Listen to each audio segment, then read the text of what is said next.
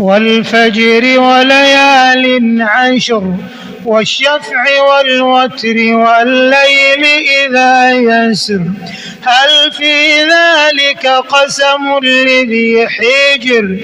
ألم تر كيف فعل ربك بعاد إرم ذات العماد التي لم يخلق مثلها في البلاد وثمود الذين جابوا الصخر بالواد وفرعون ذي الأوتاد الذين طغوا في البلاد فأكثروا فيها الفساد فصب عليهم ربك سوط عذاب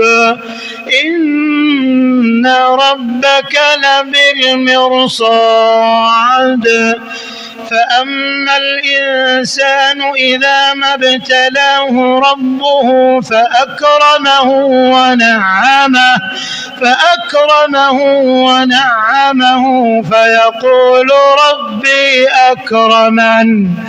وأما إذا ما ابتلاه فقدر عليه رزقه فيقول ربي أهانن كلا بل لا تكرمون اليتيم ولا تحاضون على طعام المسكين وتأكلون التراث أكلا لما وتحبون المال حبا جما كلا إذا دكت الأرض دكا دكا وجاء ربك والملك صفا صفا وجيء يومئذ بجهنم يومئذ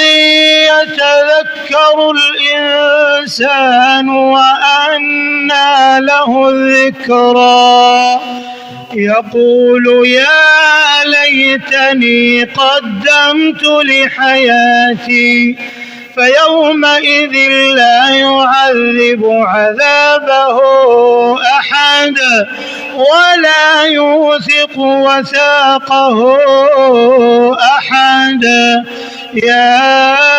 أيتها النفس المطمئنة ارجعي إلى ربك راضية مرضية فادخلي في عبادي وادخلي جنتي والفجر